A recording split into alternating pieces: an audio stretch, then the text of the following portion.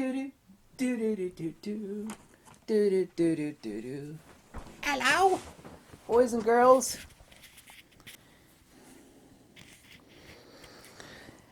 And those in between. Hello, one and all. Life is short. Seek wisdom, because the only thing that's important is wisdom. The funny thing about when you actually say wisdom is the most important thing, no one could ever contradict that, because if they say anything is equal to or more important than wisdom, they've already defeated themselves. There's some extremely bold statements in our pathetic relativistic world and society where you can't contradict the statement. There are very few things like that. However, people being the stupid creatures that they are, most of them, they'll always want to argue anything. They'll want to argue whether the sun rises in the east, or whether the earth is shaped like a pancake or a watermelon. I'm sorry, I couldn't help myself. Everybody freaks out when I wear my Jedi robe. I actually made this about 15, 20 years ago on a sewing machine. Cut out the pattern. It's made out of twill hemp. Yes, this is a hemp robe. It's extremely comfortable on cold days. Yeah, it's very appropriate for this video. Let me get straight to the point and stop flapping my damn lips, right? Like a woodpecker attacking a tree, right? I've actually made several videos on best recommendations, and I can always tell what somebody understands or doesn't understand by the crap they recommend you read. Like if I were an employer, instead of looking at someone's pathetic resume, or doing a job interview formally, I was like, what's the most intelligent stuff you ever, not your favorite thing, like, fiction or something like that. What's your most intelligent thing you've ever read? I get to do a very quick job interview by that. It's like, oh, that's the most intelligent thing you've ever read. Yeah, we'll think about hiring you. Don't call us, we'll call you. Several videos I've already uploaded on best books for recommendation on hardcore metaphysics, because life is too short to read crap. I've said that endlessly. And I made a lot of recommendations like on Aljizu Ravini's, Ananda Kitish Kumaraswami's books and articles on metaphysics. And of course the best thing in the world to read. However, all translations are inadequate. 6 translations of the works of Plotinus. The best is Thomas Taylor's, who was the most prolific ancient Greek translator who ever lived. However, it was too difficult for him. It's an incomplete translation, even though it's the best one. The other translations were just Judeo-Christian translations by people who were both not Platonists, but also didn't understand the subject of emanationism, i.e. Pythagorean/Platonic monism. And they just didn't get it. This is why learning ancient Greek is, really the most important stuff ever written is either in ancient Greek or in Pali or Sanskrit. But nobody has time for that today in our modern society.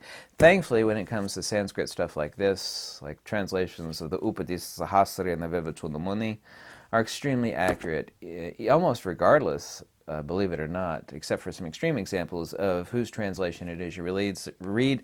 So let me get straight to the point and make some recommendations on stuff that I am will emphatically state that if you don't read, you're a fool. But I mean, I know your life might be busy. It's like, I just don't have time for that. I got a wife and 3 kids and 2 jobs, and I understand that. Now here's 2 books that you could literally read in an evening, and I will flat out state on these 2 particular books, and these are the only things that we know for certain are attributable to the founder of Advaita Vedanta, which was Sri Shankaracharya, and that is the Vivek and the Upanishads. This one is translated by Swami Madhavananda, and you could literally read this. I mean, half of it is in Devanagari, the other half is in English translation. You could literally read this in one day, and you're an idiot if you do not buy this book. It doesn't have to be this specific translation. This is distributed by Vedanta Press, which is out in Hollywood, California. This is, what would you say, the Cliff Notes of Advaita Vedanta? It really is. I mean, I've read this probably, including the original Sanskrit. I've read it, many, many times. Not recently, however, but everybody should buy this book and read it, period, bar none, no argumentation, buy it. I'm not going to put any links below. I think you could see the title of this book, This is distributed by Vedanta Press. There's arguable on the best translation of this. However, Swami Madhavananda's translation is extremely good. This book is cheaply printed. I don't know if it's printed by Mashiro Manohala or Mantilal Banarsidas on this one. I forget who published this. All Indian books smell the same. If you have Indian books, and they got a unique funk. Every book that's printed in India has got a unique funk to it. It's like you just can be completely blind. It's like, yeah, that was printed in India. Dead serious. Anyway, buy this book. Shut up. Buy it. Period. The other one, I really hate the cover art for this, but it's kind of indicative of that flat, two-dimensional holy man sort of painting. It doesn't make any difference. This is the Upadisa Sahasri of the Vivekachudamuni, 1,000 verses. Here we go on the back. This book is incredibly cheap. You could probably find a used copy for $3 on eBay. Go to eBay on these books. You guarantee you find like used copies like $3 and $4. Buy both of these books and shut up and read them. It would take you less than a day to get through this. Like I said, half the book is in Devanagari, the other, So it's not really, the book is about this big, the English parts of it. This is 1,000 verses, also attributable to Sri Shankaracharya. Everybody should read both of these books, period. And if you read them only once, I think you're making a mistake, period. And a really strong recommendation. Now, I don't know if you know me very well at all. You've seen any of my videos in the past, but I have a massive library of the most hardcore metaphysics, the good stuff. I don't mean the crap that you buy in bookstore. I mean the really hardcore, tough as granite metaphysics books. And of course, if you go to a bookstore today and you go to metaphysics section, unfortunately, there's connotation and denotation. You go to the metaphysics section of a bookstore, it is full of new age, puffery, nonsense, touch your inner child, sort of frou-frou, wackadoodle, crystal rub. It's new age garbage. The original real metaphysics, not new age fluff, crap, poop, trash. I think you get my point, that you actually find in a bookstore. I'm talking about the real stuff. And I've got a massive collection, more so than really, the only people that actually have more books on hardcore metaphysics was probably the underground library in the Vatican and maybe a couple other places. But I've scanned in countless, thousands and thousands of books. I've burned through many, many scanners. I never had a bird's eye scanner, but I got so good I would work 2 scanners at once. I've done a lot. And I've searched out the best of the best of the best. I've spent decades doing that, literally. So when I make a recommendation and say it's hardcore to buy it, then yeah. There's not many books you could say that. Anyway, I digress, right? This book might be slightly hard to find. How important is it to have? This is Advaita Vedanta up to Sankara and to his pupils, edited by Carl H. Potter. This is a Princeton University Press publication. You should be able to find a used copy of it online. The argumentation and the fact of generating a thought, as far as the mechanics of metaphysics, this is I really never recommend scholarly works like this because they're translations of original argumentations and debates and discussions of various pupils of Shankaracharya, and primarily, of course, just about Advaita Vedanta principles. So this is the book. Here we go. Might be slightly hard to find. I don't know if they've reprinted that book or not. I know there's, and these have been digitized.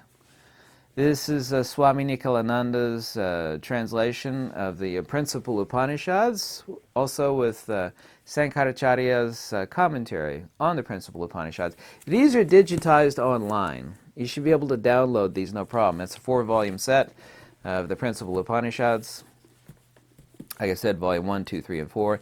You should be able to download these free. There used to be like a gazillion places where you could download these. Everybody should get these. Absolutely. The commentary, Swami Nikhilananda actually is an incredibly intelligent person.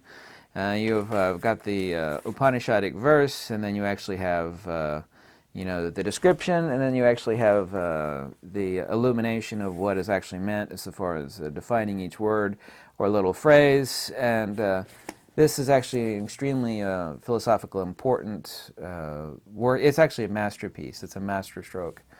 I said you'd be able to get these for free. If not, you could find this 4-volume set on eBay really, really cheap. These have been reprinted a gazillion times. These are old editions, even by Harper and Brothers. I think I got like 4 sets of these. So that's the 4-volume sets of the Upanishads, translated by Swami Nikhilananda. Yeah. Easy to find for free.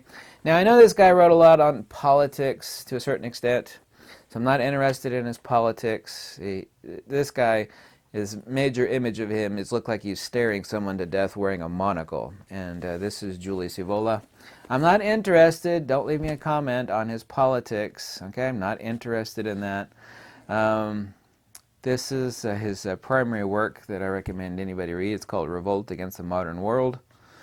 And it's not literally about revolt against. It's actually a metaphysical slant, an accurate metaphysical slant on, modern decline and materialistic just countless things on that ilk. I'd also recommend his book Ride the Tiger, and the Doctrine Awakening book I do not recommend by Julius Evola, but everybody really should have a copy of this. You can find it on eBay really, really cheap. I know there are digital copies of this book, all over the place because it's such a master stroke of what it is. Anyway, this is Julius Evola, Revolt Against the Modern World. If you want to read something that's real instead of the crap that is out there, you can't go to a modern bookstore anywhere, I don't care how fancy it is, and find anything worth reading. I know what the good stuff is. Well, that's your opinion. No, it's not. I mean, I actually do know the good stuff. The real stuff. Like I said, I can always tell how intelligent someone is or what they understand about the world by the crap they recommend you read. Yeah, the finest, sharpest minds on earth are going to nod their head in complete and total agreement with me on this video, my recommendations here, but also to the prior videos that I've made, 2 or 3 months ago, on best recommended books on metaphysics.